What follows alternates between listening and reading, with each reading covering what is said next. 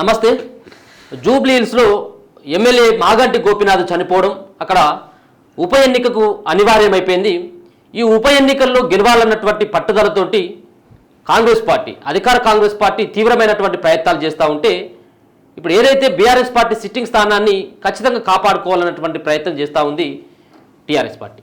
మరో పక్కన BJP party రానున్నటువంటి ఎన్నికలను దృష్టిలో పెట్టుకుని మున్సిపల్ ఎన్నికల్లో ఏ విధంగానైనా మేయర్ పీఠాన్ని దక్కించుకోవాలంటే ఈ ఎన్నిక పునాది కావాలని చెప్పేసి బీజేపీ పార్టీ భావిస్తూ ఉన్నది. అసలు కాంగ్రెస్ పార్టీలో టికెట్ ఎవరికి వస్తుంది, అలాగే బీఆర్ఎస్ పార్టీలో ఆ కుటుంబానికి సంబంధించినటువంటి వ్యక్తికే టికెట్ ఇస్తారా, బీజేపీ పార్టీకి ఏ విధంగా జూబ్లీ హిల్స్ ప్రజలు ఆశీర్వదిస్తారు, వీటన్నిటి పట్ల మాట్లాడేటువంటి ప్రయత్నం చేద్దాం. మనతో పాటు రాజు యాదవ్ గారు మనతో ఉన్నారు. రాజన్న నమస్తే. మీరు ఎందుకంటే కాన్స్టిట్యూన్సీలో చాలా పట్టున్నటువంటి వ్యక్తి, ముందుగా బీఆర్ఎస్ పార్టీకి సంబంధించిన విషయానికి వద్దాం. బీఆర్ఎస్ పార్టీలో ఒక పక్కన మాగంటి గోపీనాథ్ వాళ్ళ భార్య ట్రై చేస్తూ ఉంది టికెట్ కావాలని, మరో పక్కన వాళ్ళ అన్న అయినటువంటి వజీర్నాథ్ సైతం కూడా టికెట్ ఆశిస్తూ ఉన్నాడు. అక్కడ ఆ ఫ్యామిలీతో కూడా గతంలో మీకు సత్సంబంధాలు ఉన్నటువంటి వ్యక్తి, ఇప్పుడు కాంగ్రెస్ పార్టీలో కూడా మీకు సత్సంబంధాలు ఉన్నటువంటి వ్యక్తే. ఆ కుటుంబంలో ఉన్నటువంటి వ్యక్తులకి ముఖ్యంగా వాళ్ళ భార్యకి టికెట్ ఇస్తే ఎట్లా ఉంటుంది, వజీర్నాథ్కి టికెట్ ఇస్తే ఏ విధంగా ఉంటుంది, సానుభూతి ఓట్లు ఏమైనా వాళ్ళకి పడేటువంటి అవకాశం ఉన్నదా? అన్న నేను ఒకటి చెప్తా. ఫస్ట్ ఇప్పుడు మాగంటి గోపీనాథ్ గారి భార్య స్టార్ట్ చేసింది, తను సంతాప సభలకు పోవడము, ప్రోగ్రాంలలో పార్టిసిపేట్ చేయడం స్టార్ట్ చేసింది. రెండోది వజీర్నాథ్ గారు నిన్న మొన్నటి ఆయన పోయిండు, ఇవాళ వాళ్ళ మమ్మీని తీసుకొని స్టార్ట్ అయ్యిండు.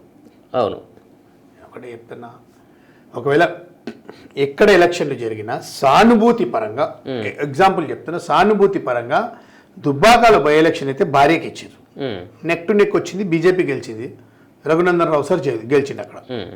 అలాగే కంటోన్మెంట్లో తండ్రి చచ్చిపోతే బిడ్డకి ఇచ్చిండు, బిడ్డ గెలిచింది. కానీ ఒక సిస్టర్ చచ్చిపోతే ఇంకో సిస్టర్కి ఇస్తే చెల్లెలే. ఎక్కడైనా ఎట్లుంటుందంటే, ఒకవేళ భార్యకు కానీ కొడుకు కానీ బిడ్డకి కానీ టికెట్ ఇవ్వాలి, అన్నకో తమ్ముడుకో ఇస్తే అది వర్కౌట్ కాదు, ఇట్లా సెంటిమెంట్ అవుతుంది. రెండోది వచ్చి వజీర్నాథ్ గారు ఈరోజు మాకు టికెట్ కావాలని నేను పోటీ చేస్తా అంటుడు కదా, ఆయన జూబ్లీ హిల్స్ కాన్స్టిట్యున్సీలో ఓకే ఎన్ని చిల్లర పనులు చేసిండో, ఎంత ఇక చెప్పకూడని పనులు చేసిండో అది నేను మీకు మళ్ళీ చెప్తాను, ఇప్పుడు అవసరం లేదు కాబట్టి. ఓకే, ఆయన ఏదో ఇలా తిరుగుతా ఉన్నాడు, అది కరెక్ట్. ఆయన చరిత్ర అంత పెద్దగా, ఆయన క్యారెక్టరే బ్యాడ్ క్యారెక్టర్. ఓకే, వజీర్నాథ్ గారి క్యారెక్టరే బ్యాడ్ క్యారెక్టర్ అండి. నేను చెప్తున్నా కదా, ఒకవేళ టీఆర్ఎస్ పార్టీ టికెట్ ఇస్తే కనుక భార్యకు కానీ కొడుకుగా కానీ బిడ్డకు కానీ ఇవ్వండి. ముగ్గురు మేజర్ ఉన్నారు కదా, కొడుకు మేజర్ ఉండు, మాగంటి గారు కొడుకు పెద్ద అబ్బాయి, గ్రాడ్యుయేషన్ అబ్బాయి, ఆల్మోస్ట్ నాకు తెలిసి 3rd year అనుకుంటా అబ్బాయి.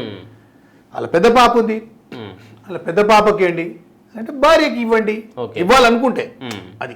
కానీ వీళ్ళు కొట్లాడుతారు కదా. నేను చెప్తున్నా కదా, Jubilee hills constituency TRS ticket ఒక చౌదరికి వస్తుంది, బట్ ఈ ఫ్యామిలీకి మాత్రం ఇవ్వరు, నాకున్న ఇన్ఫర్మేషన్ ప్రకారం. అంటే ఇప్పుడు మాగంటి కుటుంబంలో ఎవరికి కూడా ఇవ్వరు టికెట్, ఇవ్వరు, కొత్త వ్యక్తికి ఇస్తారా? నడుస్తా ఉందా ప్రచారం? లోపల వర్క్స్ నడుస్తున్నాయి. హైకమాండ్ ఆల్రెడీ ఒక మాజీ మంత్రిని దేవాలని చూస్తుంది, బట్ ఆ మంత్రి కొంచెం కన్ఫర్మేషన్ ఇవ్వట్లేదు. లేదు, మేము కూడా కోరేది ఏంటంటే, ఎమ్మెల్యే గారు 3 టర్ములు చేసిండు, ఇస్తే వాళ్ళ భార్యకు కానీ వాళ్ళ కొడుకు కానీ వాళ్ళ బిడ్డకు కానీ ఇవ్వండి. భార్య ఇవ్వడానికి వెనక ముందు అవుతుంది, ఏమైనా ఇబ్బంది అవుతుంది, ఎలిగేషన్స్ వస్తున్నాయి, బిడ్డకి ఇవ్వండి. ఓకే, కొత్తగా చెప్తా ఉన్నారు, కొడుకుకి ఇవ్వండి. ఈ విషయం అయితే కొత్తగానే చెప్తా ఉన్నారు. వాళ్ళ కుటుంబంలో ఉన్నటువంటి వ్యక్తులకు వస్తాయి అన్నటువంటి ఒక భావనతో ఉంటున్నారు అందరు. కానీ ఎగ్జాక్ట్లీ.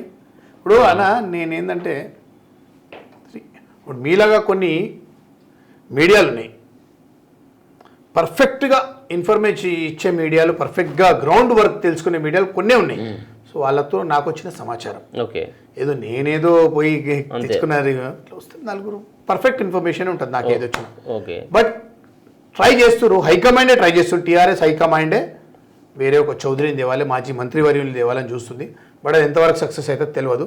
బట్ ఇప్పుడు ఏమైందండి, ఇంకొకటి ఏమైందంటే, ఇక్కడ వజీర్నాథ్, ఇక్కడ మాగంటి గోపీనాథ్ గారు వీళ్ళు ఇద్దరు కొట్లాడుకోవడం వల్ల 100% 3rd personకి వెళ్ళిపోతారు టికెట్. ఓకే, ఇప్పుడు ఏదైనా ఉండొచ్చు, మీకు ఏదైనా ఉండొచ్చు, ఇంటర్నల్ ఏదైనా ఉంటే మీరు కూర్చొని మాట్లాడుకుని ఒక అండర్స్టాండింగ్కి రావాలా. మా ఫ్యామిలీ నుంచి ఒకరు ఉండాలని ఒక అండర్స్టాండింగ్కి రావాలి, అంతేగాని ఎవరిత్వంగా వాళ్ళు సపరేట్ ప్రెస్ మీట్లు పెట్టుకొని సంతాప సభలు తెలుపుకోవడం కరెక్ట్ కాదు. అది ఇప్పుడు కాంగ్రెస్ పార్టీలో ఎవరికి వచ్చేటువంటి అవకాశం ఉంది? అసలు ముఖ్యంగా మనం జూబ్లీ హిల్స్ కాన్స్టిట్యున్సీని కనుక మనం పరిశీలించినట్టయితే ముస్లిం ఓట్లు మెజార్టీ ఓట్లు 32% 1,70,000 ఉంటాయి, 18,000 1,20,000 వరకు ఉంటాయి. ఇప్పుడు దాంట్లో సెకండ్ ప్రయారిటీ ఓట్లు చౌదరి ఉంటాయా, లేకపోతే అక్కడ ఉన్నటువంటి క్రిస్టియన్స్ ఉంటాయా? సో ఒకవేళ కనుక అవి వన్ సైడ్గా ఏమన్నా పడేటువంటి అవకాశం కనబడతా ఉంది. ఎట్లుంటుందంటే ఇక్కడ ముస్లిమ్స్ ఒక 32% దాదాపు 1,20,000 దాకా ఉన్నాయి. ఇక్కడ క్రిస్టియన్స్ వచ్చేసరికి 23-24% వరకు ఉంటాయి. దాదాపు 60 నుంచి 65,000 ఉంటాయి క్రిస్టియన్స్. 20% విలువ ఉంటాయి. 3,50,000 అంటే 20% వరకు ఉంటాయి మరి క్రిస్టియన్స్. 65,000 ఉంటాయి. సో ఏమైపోతుందంటే ఎప్పుడైనా కానీ ఎలక్షన్లు అయితే ఇప్పుడు వాళ్ళ 120 వీళ్ళకి 160 దాదాపు 185 వరకు అవుతుంది. 120 + 65 180 190 వరకు అవుతుంది. బట్ 100% పోలింగ్ కాదు.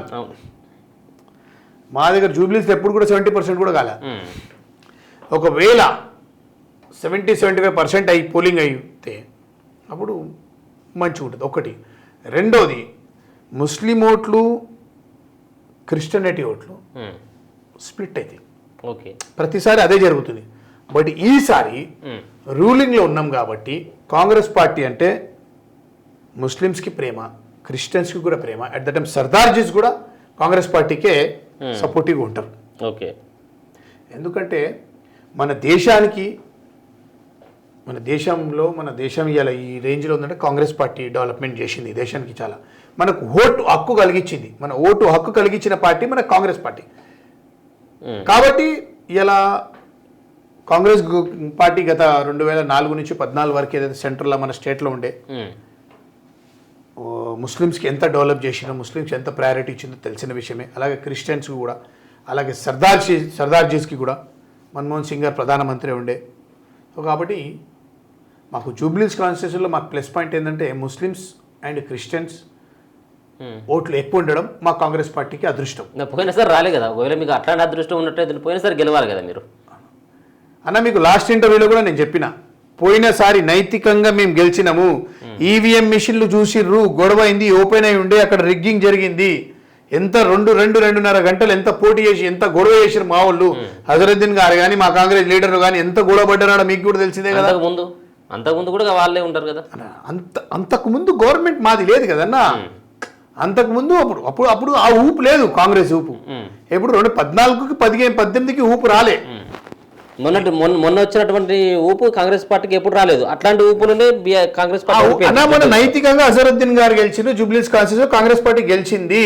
ఇక్కడ రిగ్గింగ్ జరిగింది, ఈవీఎం లోపల ఉండే. మీరు అబ్జర్వ్ చేసి, మీరు లాస్ట్ టైం కూడా నేను మీకు చెప్పిన అన్న, ఈవీఎం లోపల ఉండే కలెక్టర్ గారు ఉండే. అక్కడ వన్ సైడ్ కలెక్టర్ టీఆర్ఎస్ మనిషి ఉండే కాబట్టి, గోపీనాథ్ గారు మనిషి కలెక్టర్ కాబట్టి వాళ్ళకి విన్నించుకుర్రు.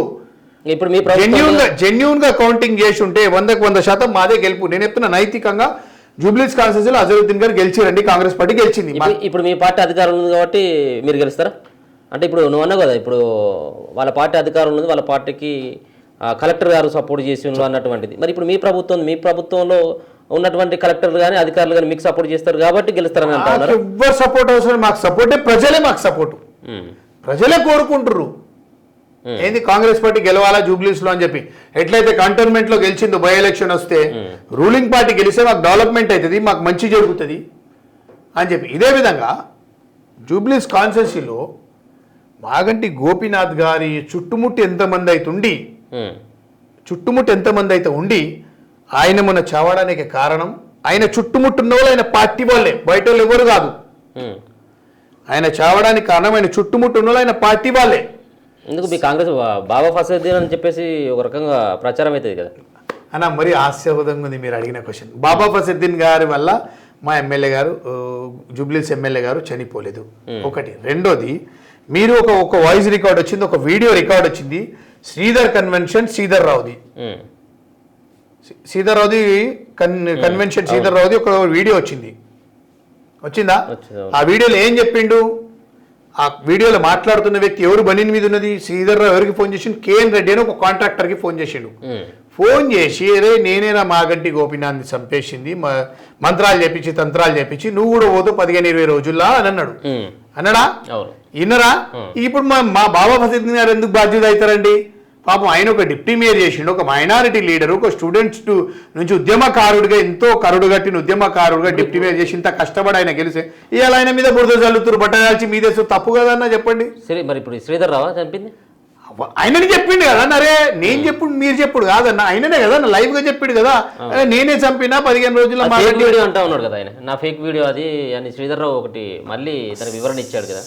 సరే అన్న నేనేం చెప్తున్నా, ఫేక్ వీడియో కదా, మీరు ఆ కాంట్రాక్టర్కి ఫోన్ చేయండి, ఆ కేఎన్ రెడ్డిని అడగండి, డైరెక్టర్లు అండి మీరు కేఎన్ రెడ్డి గారికి ఏం చేయాలి మరి ఫేక్ వీడియో నీకేం అంత అవసరం ఏమొచ్చింది శ్రీధర్ రావు మీద ఫేక్ వీడియో వేయడానికి అని చెప్పి. ఫేక్ వీడియో వేస్తే ఇప్పుడు ఫేక్ వీడియో వేస్తే మరి శ్రీధర్ రావు పోయి ఒక కంప్లైంట్ చేయాలి కదా, పరువు నష్టదాబ వేయాలి కదా, వేయాలా లేదా? వేసి ఇదిగోండి నేను పరువు నష్టదాబ వేసినా నా ఫేక్ వీడియో ఇది నాది కాదు, ఫేక్ వీడియో వేరేదని చెప్పి అన్న మాగంటి గోపి ఒకటన్నా నిందలేని బొందదే కదా, దానికి ఆరోగ్యం బాగాలేదు, 2-3 సంవత్సరాల నుంచి ప్రాబ్లం ఉండి ఏదో అయింది దానికి మీకు కూడా బాధ ఉంది. కాబట్టి మెయిన్ ఆయనకు ఆ టెన్షన్స్ పెట్టేటోళ్ళు ఆయన చుట్టుముట్టోళ్ళే. సో ఆయన చుట్టుముట్టోళ్ళు ఏం చేస్తారంటే రాత్రి కాగానే ఆయన దగ్గర కూర్చొని సార్ వారికి ఫోన్ చేయండి, వారిని భయపెట్టండి, సార్ ఈ పోలీసు వాళ్ళకి ఫోన్ చేయండి, వారి మీద కేసు వేయండి. ఇదే ఆయన చుట్టుముట్టు ఆ బ్యాచ్ అంతా అదే బ్యాచ్. ఓకే ఆ బ్యాచ్ ఏదైతే ఉండేనో ఆయన దగ్గర కొంతమంది బ్యాచ్ ఉండే ఆ బ్యాచ్ అంత ఇదే. సార్ పలానోడు మనకి అగైన్ చేసి సార్ ఎలక్షన్లలో వాడిని కేసులు ఈ కేసులో దొరికింది ఇరికేయండి, సార్ వీడిని ఇరికేయండి, ఇదే పని. ఆడోళ్ళు లేదు మొగోళ్ళు లేదు, కొంతమంది మీ ఎస్సీ ఎస్టీ కేసులు వేపియడము అలా ఘోరము.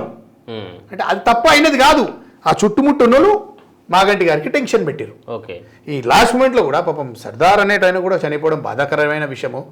ఆయన చనిపోతే కూడా మాగంటి గారు బాగా బాధపడ్డారు, మనసు మీద తీసుకున్నారు.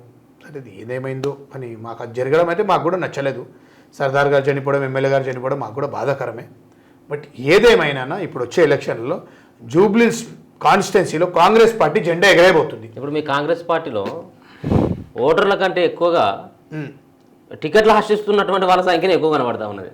ఎందుకంటే ప్రజాస్వామ్యం అడగొచ్చు, తప్పేముందన్న. ఓకే ఆ తప్పేం లేదు కదా. ఇప్పుడు నేను పోటీ చేస్తానండి నాకు టికెట్ ఇవ్వండి అని సార్ అని ఒక అప్లికేషన్ పెట్టుకుని రిక్వెస్ట్ పెట్టుకున్న తప్పేముందన్న, ప్రాబ్లం లేదు కదా. ఎందుకంటే ఇప్పుడు ఉన్నటువంటి వాళ్ళ సంఖ్యనే ఎక్కువ, ఓడిపోయినటువంటి వాళ్ళు 1-2 సార్లు పోటీ చేసి ఓడిపోయినటువంటి వాళ్ళ సంఖ్యనే ఎక్కువగా. మళ్ళీ కొత్త వాళ్ళకు అవకాశం ఏ విధంగా ఇస్తుంది అది ఇస్తాను. నేనేం చెప్తున్నానా, కాంగ్రెస్ పార్టీలో ఏదైనా జరగవచ్చు.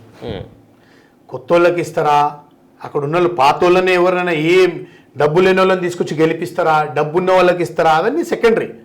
కాంగ్రెస్ పార్టీలో గెలిచేటోడికి టికెట్ ఇస్తారు. అది కంటెస్టెడ్ ఆస్పిరెంట్కి ఇస్తారా, కంటెస్టెడ్కి ఇస్తారా, ఇన్ఛార్జ్కి ఇస్తారా, ఎలక్షన్లకు ముందు ఇన్ఛార్జ్కి ఇస్తారా, ఎలక్షన్ల తర్వాత ఇన్ఛార్జ్కి ఇస్తారా, రిగ్గింగ్తో ఓడిపోయిన అజరుద్దీన్కి ఇస్తారా, ఎవరికి ఇస్తారంటే చెప్పలేము.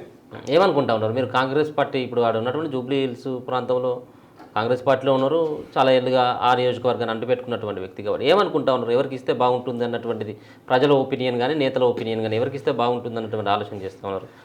నేను లాస్ట్ ఇంటర్వ్యూలో మీకు చెప్పిన ప్రజలకి అందుబాటులో ఉండే వ్యక్తికి, ప్రజలకి మంచి చెడులకి ప్రతి దానికి ఉండే వ్యక్తికి ఇవ్వాలని మేము కోరుతున్నాం. ఎవరున్నారు మరి ఇప్పుడు? అందరూ ఉన్నారు, బాగానే ఉన్నారు కదా. ఎవరు ఒకరికే ఇవ్వాలి కదా, ఎవరున్నా కానీ ఒకరికే ఇవ్వాలి. ఆ ఇన్ఛార్జ్లేమో 2-3 ఉన్నారు. ఒకరే ఇన్ఛార్జు, అజరుద్దీన్ గారే కంటెస్టెడ్ ఇన్ఛార్జు, 2-3 ఏం లేదు, ఇన్ఛార్జ్ ఒకరే, అజరుద్దీన్ గారు ఒకరే. సో ఎట్లుంటుంది అంటే అజరుద్దీన్ గారు గెలిచుంటే వేరేగా ఉండేది. అజరుద్దీన్ గారు ఓడిపోయినారు కాబట్టి వాళ్ళే ఇన్ఛార్జ్. ఎక్కడైనా కాంగ్రెస్ పార్టీలో ఎమ్మెల్యేగా పోటీ చేసి ఓడిపోయిన వాళ్ళే ఇన్ఛార్జ్. వాళ్ళకు కింద ఇంకెవరికి ఇన్ఛార్జ్ ఇవ్వలేదు.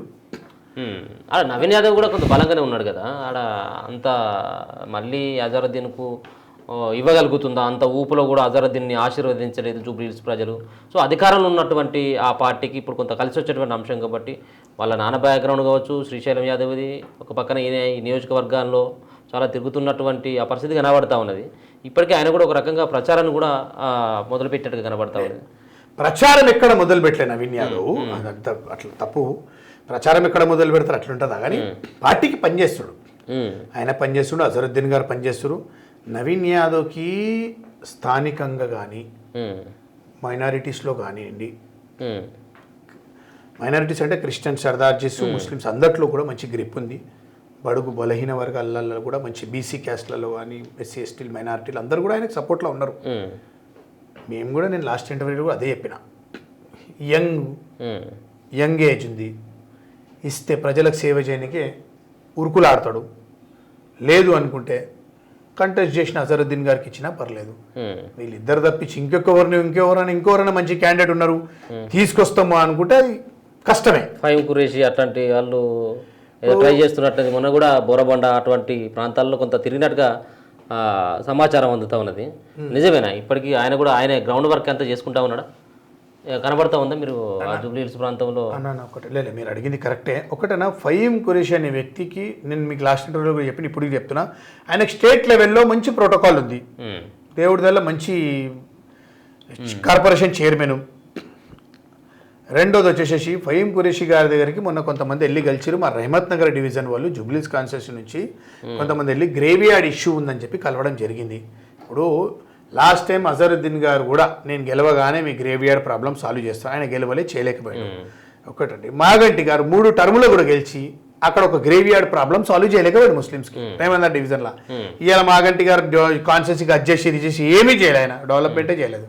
సరే ఫహీమ్ ఖురేషీ గారి దగ్గరికి పోయినరు. ఎవరు పోయినరు? మా జూబ్లీస్ కాన్స్టిట్యూన్సీ నుంచి కొంచెం ముస్లిం సోదరులు పోయి మాకు ఇట్లా గ్రేవియార్డ్ ఇబ్బంది ఉంది. ఎందుకు పోయారంటే ఇప్పుడు ముస్లింలలో ఒక మినిస్టర్ లేడు, ఓకేనా, జిల్లా నుంచి కూడా ఎవరు మంచి లీడర్లు లేరు ముస్లిం, కాబట్టి ఆయన స్టేట్ లెవెల్లో మంచి ప్రోటోకాల్ ఉందని పోయి రిక్వెస్ట్ చేయండి. అంత మాత్రం ఇక ఆయన ఎమ్మెల్యేగా టికెట్ అడుగుతున్నట. పోనీ ఫహీమ్ ఖురేషీ గారు ఎక్కడైనా చెప్పిండా నేను ఇంట్రెస్ట్ చూపిస్తున్నా? వీరికి వస్తే ఎట్లా ఉంటుంది? ఫహీమ్ ఖురేషీ ఏమన్నా జూబ్లీ హిల్స్ ప్రజలు ఆశీర్వదిస్తారా? ఎందుకంటే మేమేం చెప్తున్నామన్నా, కాంగ్రెస్ పార్టీ ఎవరికి టికెట్ ఇచ్చినా గెలుస్తారు. ఎలా? జూబ్లీస్ కాన్స్టిట్యూన్సీలా. సరే మాకు తెలిసిన మాటకైతే ఫహీమ్ ఖురేషీ గారు అనే వ్యక్తి ఇంట్రెస్టెడ్ లేడని చెప్పి తెలుసు.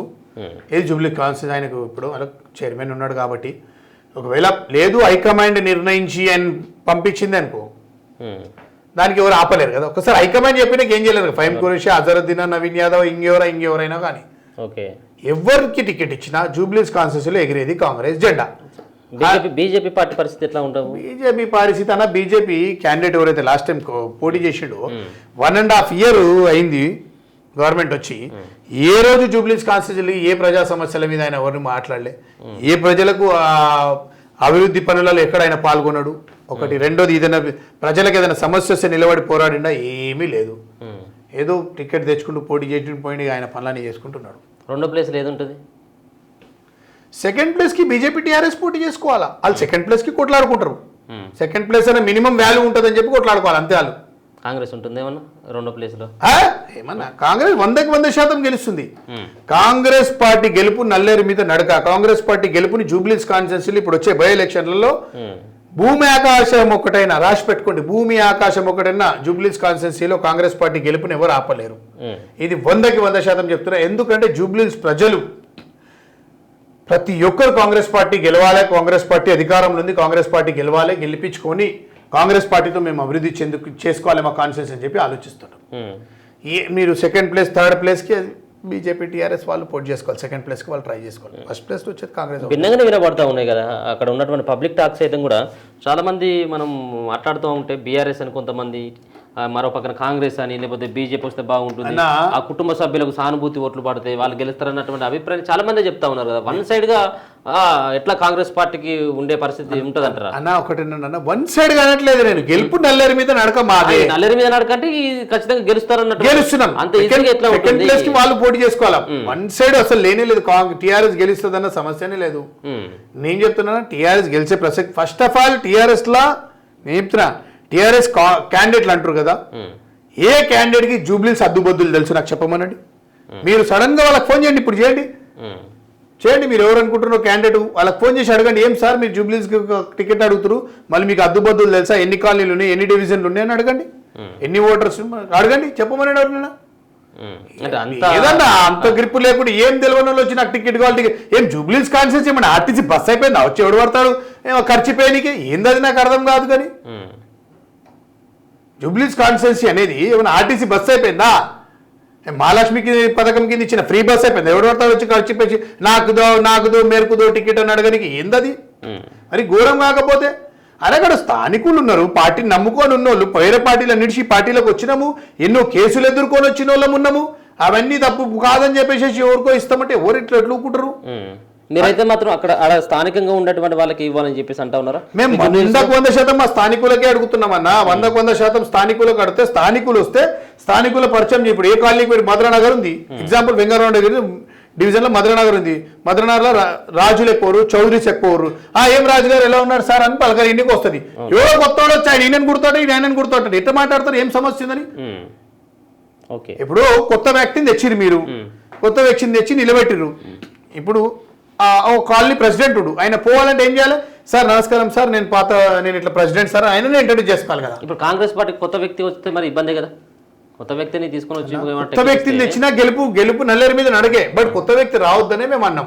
లేదు కాంగ్రెస్ అన్న ఏదైనా పార్టీలో మీరు చెప్పినటువంటి విధానం ప్రకారం అంటే కొత్త వాళ్ళకి ఏమైనా ఛాన్స్ ఇస్తే గుర్తుపట్టడానికి వాళ్ళు పరిచయం అయ్యేసరికి చాలా టైం అవుతుంది కదా. అవును, అట్లా ఇబ్బంది కదా. అట్లా దానికి ఏం చేయలేము కదా. హైకమాండ్ ఒకసారి నిర్ణయించినాక ఏం చేస్తాం సార్? మీరు ఒక పక్కన కాంగ్రెస్ పార్టీకి లాయల్గా పనిచేసినప్పుడు కూడా వ్యక్తి మొహం పరిచయం లేదనేది జనాలు కూడా చూస్తారు. ఎందుకంటే ఇన్ని రోజులు లేనటువంటి వ్యక్తి కొత్తగా వస్తే కొంతమంది పార్టీ పట్ల అభిమానం ఉన్నప్పుడు కూడా ఓట్ల కాడికి వచ్చేసరికి ఎక్కడ ఉన్నట్టు కదా అన్నటువంటి ఫీలింగ్ తోటి ఉంటుంది. నేను ఏమన్నా టికెట్ ఎవరికి ఇచ్చినా గెలుపు నల్లేరు మీద నడక జూబ్లీస్ కాన్స్టిట్యూన్సీలో కాంగ్రెస్ పార్టీకి. కాంగ్రెస్ పార్టీ ఎవరికి ఇచ్చినా గెలుస్తారు. అదే హోప్ మీద కొత్త వాళ్ళు ట్రై చేస్తారు.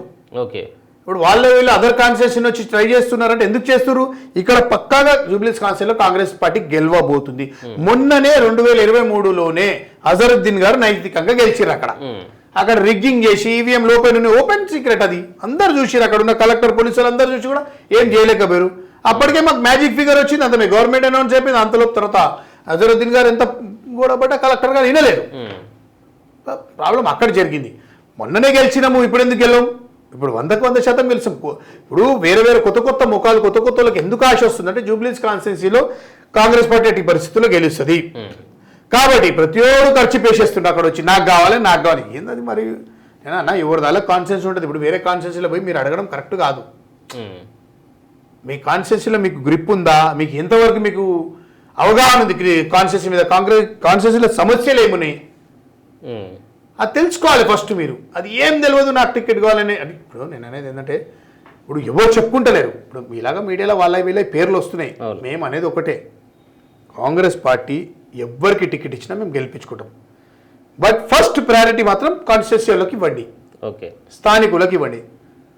ఇక్కడ ఫస్ట్ ప్రయారిటీలో మేము కరెక్ట్ లేము, మేము ఎలిజిబుల్ లేము, మేము ఆ టికెట్కి అర్హుతులం కాదు అనుకుంటే ఇంకెవరైనా తీసుకొచ్చి పెట్టండి. బట్ ప్రజలకు అందుబాటులో ఉండేటోళ్ళు కావాలా, అదే మేము కోరేది. ఎందుకంటే రూలింగ్ పార్టీలో ఉంది కాబట్టి కాంగ్రెస్ పార్టీ ప్రజలకు అందుబాటులో ఉండే నాయకుడు వస్తే మేము కూడా ఆయన గెలిపించుకుంటాం. Okay, right, thank you so much. So మొత్తానికైతే 2 విషయాలు స్పష్టంగా చెప్పిండు. ఒకటేమో మాగంటి గోపీనాథ్ని చంపినటువంటి వ్యక్తి పేరు ఒక రకంగా ఆయన చెప్పిండు. సరే, ఒక పక్కన బాబా ఫసీద్దీన్ పైన కొంత ప్రచారం జరుగుతున్నప్పటికీ మొన్న ఒక ఆడియో కాల్ ఏదైతే ఉందో ఆ లీకు రావడం, దాని తర్వాత జరిగినటువంటి పరిణామాలు. మరొక పక్కన బీఆర్ఎస్ పార్టీలో టికెట్ ఆ ఫ్యామిలీకి రాదు, ఎవరికి రాదు, కొత్త వ్యక్తికి మాజీ మంత్రికి వస్తుంది అన్నటువంటి అంశాన్ని చెప్పడంతో పాటు జూబ్లీహిల్స్ కాన్స్టిట్యున్సీలో ఎవరైనా కొత్త వారికి కనుక తీసుకొచ్చినట్లయితే సరే గెలుపు కోసం కృషి చేస్తాం తప్పించి పాత వాళ్ళకి ఉన్నటువంటి వాళ్ళకి టికెట్ ఇచ్చినట్టయితే గెలుపు అనేది కూడా ఈజీగా ఉంటుందన్నటువంటి భావనని రాజు యాదవ్ గారు అయితే చెప్తాను. చూస్తూనే ఉండండి మన తొలి వెలుగు.